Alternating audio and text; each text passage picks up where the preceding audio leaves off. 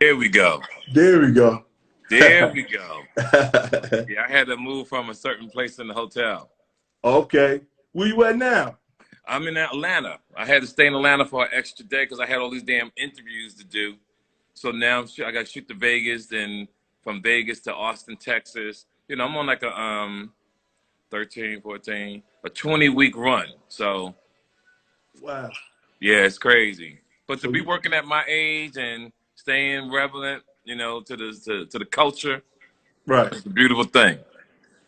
Right before we got disconnected, I was asking you how you get your start as far as being a comedian. And Well, this, believe it or not, Keenan Ivory Wayans introduced me to Eddie Murphy. mm, And I truly loved the lifestyle Eddie Murphy was living. And what was crazy, me and him was born on the same day and year. mm, And I just admired. And then I will always believe in turning the negative into a positive. And I did something I wasn't supposed to do in their home. It led to a big altercation. I took that and turned it into something positive. It made me extremely successful in this game of comedy. And I just took my talents as a businessman, a mentor, an agent, and just translate that to putting so many people on in the game. And I continue to do so to this day. So a lot of people don't know what their purpose is, and I know my purpose, and it's to help people. So I do whatever I can to help people, as long as it's not out of my reach, and as long as it doesn't take too much energy to help them. right. Did you see Eddie Murphy at the doing the stand up with the comedy? What is it? Not Comedy Central. Saturday Night Live. Yes, I did. What you think about that? I think Eddie Murphy has a phenomenal talent, but I thought his material was too old for today's children. Okay. I think he should have came with all new material instead of gummy and all that. Right. Because in the 70s and early 80s, it was phenomenal. But when a person is a star, and no matter if it's good or bad, they still shine. He still was able to shine, even Right. with that material. Yeah, and I thought it was pretty funny. I thought he did good, Yes. but I'm not a comic, so like Mm-hmm. I can't critique his, like, you're a comic, Yes. professional, so okay, he slipped up on that. He Because should have. most people will say it was great because it's Eddie. Right. Because most people don't want to tell the truth. Most people kiss ass or think that's the right thing to say. I tell the truth. If a Right. motherfucker funny, I'm gonna say he funny. Right. If a motherfucker ain't funny, I'm gonna say he ain't funny. But I'm not trying to hate. That's just how I'm built. Yeah. I want to ask you about 43rd and Crenshaw. That's right. That's the foundation of your stand up. That's where it took Yeah. birth. 43rd and Crenshaw is where everybody molded their stand-up comedy in the late 80s and early 90s. It was a place of brotherhood. It was a place of learning each other's craft and motivating one another. Some of the best comics in the world, African American especially, came through that stage. So shout out to Michael Williams, shout out to Robin Harris, shout out to a lot of comics that a lot of people don't even still know about to this day. That That was just phenomenal. that was crushing it. Crushing it. Mm. So Robert Harrison, that was like his boot camp for comedians? Yeah, Robin Harris got invited to do the Comedy Act Theater based on Michael Williams. Michael Williams had an idea that he saw because when he would go to the improvs, the comedy store, he didn't see our kind to see African American people. So he got an idea to start his own club. Okay. He went to Paul Mooney. Paul Mooney turned it down because Paul Mooney told him he didn't want to do no nigga shit. So he had saw Robert Harris perform months or years ago because his sister had told him about this guy named Robert Harris. Michael got it popping, got Robert Harris to host, and the rest is history.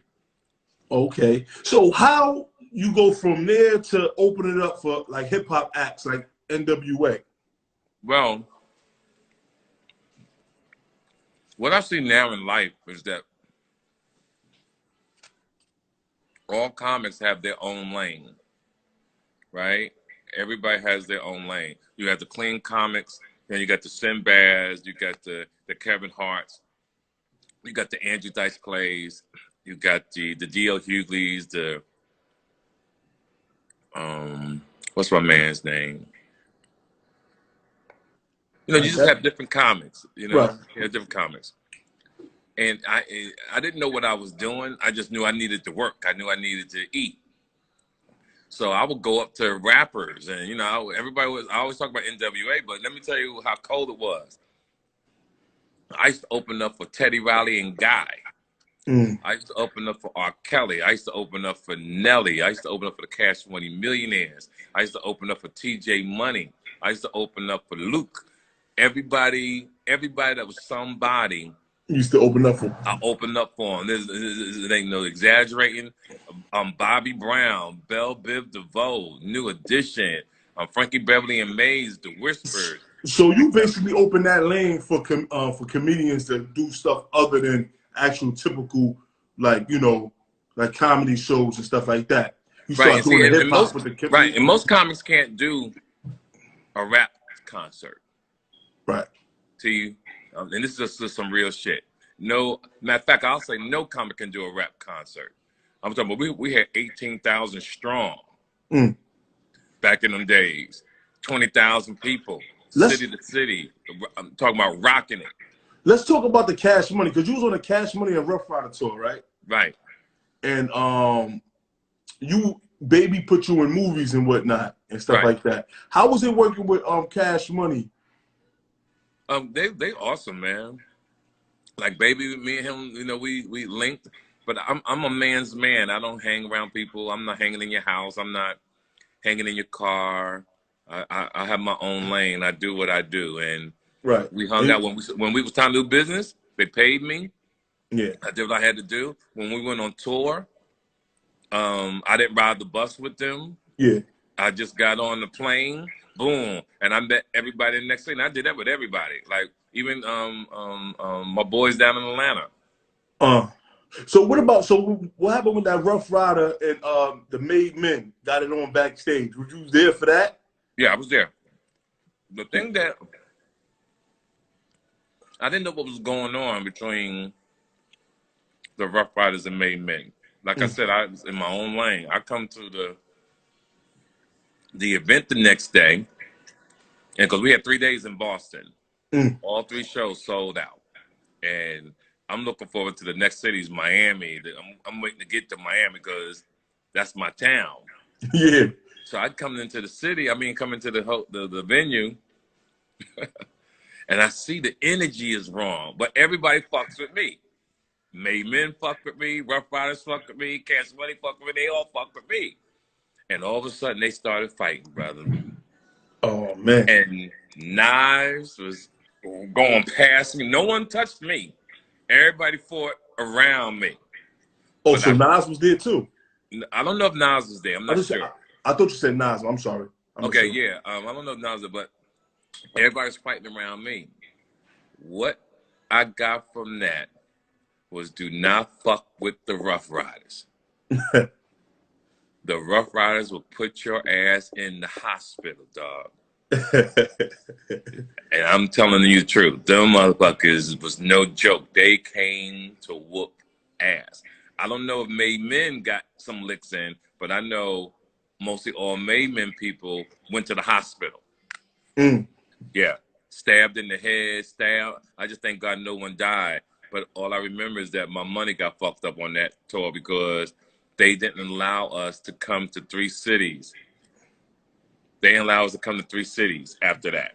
And it was Miami, Orlando, I think Atlanta, and I was ready for them cities, bro. Damn, man. I was ready. Oh my God, I was ready. I want to touch on this about Baby from Cash Money, Birdman. Because I was this is just my opinion. I'm like, you know what I'm saying? Like I always thought it was weird that a lot of them was young on drugs, like on heroin and stuff. Like, you know, they was teens. And I'm thinking to myself, like, being somebody of older, like an OG that's taking upon some young people, I always said to myself, why he never like cleaned them up? Like why? It's like he pimped them in a sense. It's like y'all make good music high, so I'm gonna get y'all high. Like like I it was. understand what you're saying. I understand what you're saying, but a man has to be his own man, and you got to make your own choices. And even though it was wrong, um, I've seen a lot of things that I'm not privy to say, and it hurts me too as a man. But me personally, I kept my mouth quiet, did what I was supposed to do, and kept it moving. I used to see BG nodding on the elevator, knocked out. It hurt my feelings, but he was also a good kid. I seen all of that, and at the end of the day, and to all the youngsters in this game, you have to be responsible. You have to be responsible for your journey. You have to be responsible for your journey and not put yourself in bad situations. Right. When you get ready to sign a contract, make sure you have an attorney sign the contract. Right. All I was money. just. Let me finish. I'm sorry. All money ain't good money. And instead of being excited, trying to hop on a bandwagon because Coco somebody has a title, get to know people first. Hang with them for a minute before you sign a deal, because your life depends on it. Your masters depend on it. Your royalties depend on it. Your catalog depends on it. And when these young kids don't understand about catalog, when they don't understand about having an attorney to sign a contract, they sell millions of records one day. It goes from TLC that got pimped back in the day. Mm. And when you go into the white community, it also shows you about the Beatles. See, a lot of people don't know the Beatles sold so many records on their first album, they got robbed Mm. on their first album. A lot of people don't know Elvis Presley was probably one of the greatest entertainers in the world, but Elvis Presley manager took 50% of everything that he made. That shit is insane. Yeah. 50%, yo, he took 50%, and Elvis died on the toilet because he took so much medication He that he was overdosed. constipated. He was constipated as well. So when he got up to use the bathroom that morning, his girl knows he didn't come back out of the bed. He was in the bathroom for hours. He died on the toilet because he was Trying to, constipated for years, trying to take a shit. trying to take a shit. Yeah. Listen, I need everybody to like, subscribe to Stack City TV YouTube channel. Lashim Deroy, the best champagne. This is 50 Cent champagne. This is the best champagne out. I was just in Atlanta 2 weeks ago. Yes. Listen,